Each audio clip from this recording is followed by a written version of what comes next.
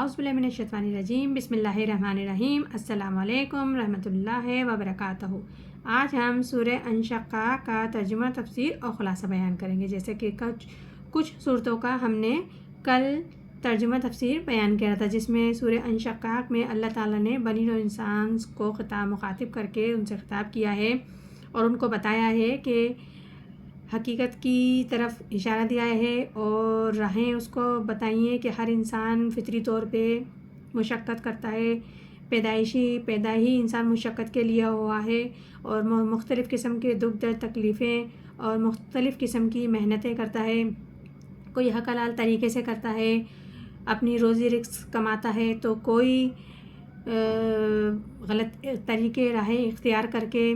اپنی روزی اختیار کرتا ہے، یعنی کہ مشقت کرتا ہے، محنت کرتا ہے۔ مثال کے طور پر ایک انسان محنت کرتا ہے، صبح سے نکلتا ہے اور حق حلال پیور طریقے سے کما کے لے کر آتا ہے، یہ اس نے دن بھر کی اس کی مشقت ہوتی ہے۔ ایک انسان ایک جھٹکے میں چوری یا ڈاکہ لگا کر،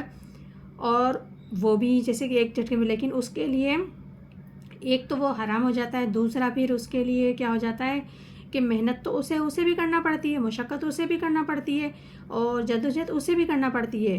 تو لیکن وہ حرام ہو جاتا ہے۔ دوسرا پھر اللہ تعالیٰ نے اشارہ دیا ہے کہ آپ کتنی ہی جدوجہد کر لیں، محنتیں کر لیں، مشقتیں کر لیں یا راہیں اختیار کر لیں، آپ بھلا کی راہ اختیار کرو یا بد کی کرو، لیکن آخر اختتام انسان کا موت پر ہونا ہے۔ پھر موت کے بعد اس نے جو کچھ بھی کیا ہے دنیا میں، وہ سب اس کو جواب دینا ہے قیامت کے دن رب کے سامنے۔ تو ارشاد ربانی ہے، فَأَمَّا مِنْ أُوتِیَ کِتَابَهُ بِیَمِینِهِ، سو جس کو ملا اعمال نامہ اس کا دانے ہاتھ میں، یعنی کہ جس شخص کو اعمال نامہ قیامت کے دن جب محشر کا میدان لگے گا تو پھر سب کو اعمال نامے دیے جائیں گے فرشتے،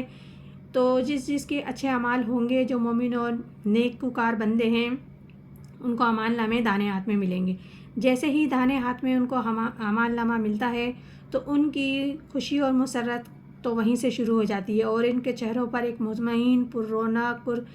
خشاش بشاش وہ لوگ ہو جائیں گے۔ آگے ارشاد ہوتا ہے، فسوف یحاسب حساب یسیر، تو ان سے حساب لیں گے آسان حساب، یعنی کہ ان سے حساب بالکل آسان حساب ہوگا۔ جیسے حساب یسیر ہے، اس کا مطلب ہے کہ یہ پیشی ہے اللہ تعالیٰ کے سامنے، حساب نہیں ہے، یہ پیشی ہے کہ آپ صرف حاضر ہوں گے، اعمال نامے تولے جائیں گے، وہ تو ویسے کلیئر ہو جائیں گے۔ اعمال نامے جب سیدھے ہاتھ میں ہیں، وہیں سے منزل آسان ہو جاتی ہے، آگے تمام منزلیں آسان ہو جائیں گی اور وہ ایک پرمسرت خوشی محسوس کرتے ہوئے چلتے چلے جائیں گے۔ آگے ارشاد ہوتا ہے، وَيُنْقَلِبُ إِلَىٰ أَهْلِهِ مَسْرُورًا، اور پھر کرے گا اپنے لوگوں کے پاس خوش ہو کر، یعنی کہ پھر وہ آئے گا اپنے لوگوں کے پاس خوش ہو کے۔ کن لوگوں کے پاس خوش ہو کے آئے گا؟ جو جیسے نیک ہے، جنت میں ظاہر ہے تو نیک لوگوں کو یا تو حور ملیں گی یا جنت ملیں گی، یا وہ لوگ ملیں گے خوش نصیب جو دنیا میں بھی ان کے ساتھ تھے تو مرنے کے بعد بھی جیسے انہیں میسر آئیں گے، تو وہ پھر ان لوگوں میں آ کے خوش ہو کے فخریہ بتائے گا اور خوش ہوگا کہ دیکھو میں نے وہ مین راستہ جو تھا، مین دن تھا، وہ کلیئر کر لیا اور مجھے رب کی رضا راضی ہو گئی اور رب نے جو وعدہ کیا تھا وہ سب کچھ مجھے عطا فرما دیا۔ آگے ارشاد ہوتا ہے، وَأَمَّا مِنْ أُوتِیَ کِتَابَهُ وَرَاءَ ظَهِیرًا، اور جس کو ملا اس کا اعمال نامہ پیٹھ کے پیچھے، یعنی کہ جس دن محشر والے دن، یعنی کہ جس شخص کو اعمال نامہ اس کو الٹے ہاتھ میں ملا، ایک تو دانے ہاتھ میں مل گیا، پھر جس کو بائیں ہاتھ میں مل گیا تو وہ تو دیکھ کر وہیں اس کے چہرے کی رنگت اڑ جائے گی، ہوش اڑ جائیں گے، حواس گم ہو جائیں گے کہ لو اب میری خیر نہیں، مجھے اعمال نامہ، کیونکہ قیامت ہی ہے جس میں حقیقی آنکھ کھلے گی۔ ویسے تو انسان کی مرنے کے جب دم نکل رہا ہوتا ہے، فرشتے روح قبض کر رہے ہوتے ہیں، حقیقی آنکھ تو جب ہی کھل جاتی ہے، اسے ہوش آ جاتا ہے گنہگار انسان کو کہ میں نے دنیا میں کیا کیا، اب تو میں جا رہا ہوں اس سفر پر جو کبھی نہ ختم ہونے والا ہے، اور جو جیسے اعمال کیے ہیں تو ظاہر ہے اللہ تعالیٰ تو قرآن پاک میں جگہ جگہ ارشاد فرما رہے ہیں آپ کو حساب دینا ہے، حاضر ہونا ہے اور میدان لگے گا، اس میں ایک ایک چیز کا حساب کتاب ہوگا۔ تو ان صورتوں کے ذریعے، ان آیتوں کے ذریعے، کلام پاک کے ذریعے اللہ تعالیٰ قدم قدم پہ سمجھا رہا ہے، پھر بھی اگر کوئی نہ سمجھے گا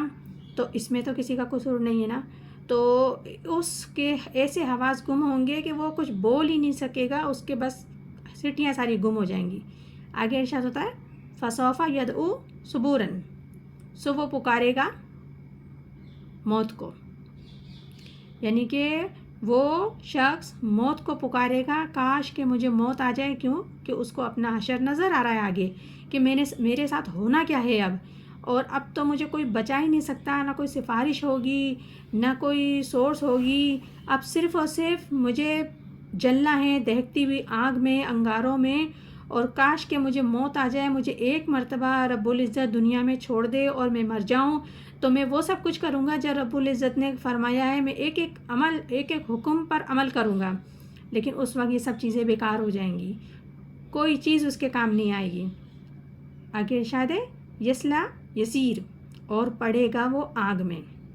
کیونکہ آگ وہ جو دیکھ رہا ہے اس کو اسی آگ میں ڈالا جائے گا جس آگ میں وہ آیا تو دنیا میں رہ کر دین حق کا مذاق اڑاتا تھا، پیغمبروں کا مذاق کو اڑاتا تھا، اور اللہ کی نصیحتوں کو، وصیحتوں کو، کلام کو مذاق اور ہنس کے اور جادو کا سحر کا نام دے کر گزر جاتا تھا، اور منکر ہو جاتا تھا، قیامت سے منکر ہو جایا کرتا تھا، رب کی ذات سے منکر ہو جاتا تھا، اپنے آپ کو ہی جو سمجھتا تھا۔ تو ایسے شخص کے لیے وہ آنکھ تیار رکھی ہوئی ہوگی، اور جسے دیکھ کے وہ اس کے بارے میں کچھ بھی نہیں کر سکے گا، صرف وہ دیکھ کے ہول اٹھیں گے کہ اب مجھے اس میں جانا ہے۔ انہ کان فی اہلہ مسرورا، اور وہ رہا تھا اپنے گھر میں بے غم، یعنی کہ دنیا میں وہ اس طریقے سے رہتا تھا، دنیا کی زندگی میں حشاش پشاش، اس کو مرنے کا کوئی فکر نہیں تھی، وہ دنیا کے عیش و عشرت میں گم تھا، اسے کوئی یاد دہانی بھی کراتا تھا تو اسے یاد نہیں آتا تھا، تو اس کی طرف یہ اشارہ ہے کہ وہ اپنے گھر میں بالکل بے غم رہتا تھا، یعنی کہ آخرت کی فکر سے بے غم رہتا تھا۔ زندگی میں تو مشقتیں اللہ تعالیٰ نے پہلے ہی فرما دیا اٹھاتا ہے، ہر انسان اٹھاتا ہے، کوئی کس طریقے سے اٹھاتا ہے، کوئی کس طریقے سے اٹھاتا ہے، دکھ درد تکلیف ہر چیز اٹھاتا ہے، تھوڑی کم اور زیادہ اٹھاتا ہے، جیسے بھی اٹھاتا ہے، لیکن بے فکر ہو کے رہتا ہے آخرت کے غم سے بے فکر ہو کے رہتا ہے، لیکن جب یہ منظر دیکھے گا تو اس کے سارے ہوش ٹھکانے آ جائیں گے، لیکن وہ سب باتیں اس وقت بے سود اور بیکار ہوں گی۔ تو آج ہم سورہ انشقاق کی اتنی ہی صورتوں کا کرتے ہیں، انشاءاللہ تعالی مزید صورتوں کا آگے ہم کل بیان کریں گے۔ اللہ تعالی ہم سب کو قرآن پاک صحیح پڑھنے، سمجھنے، عمل کرنے کی توفیق عطا فرمائے، آمین ثم آمین، جزاک اللہ۔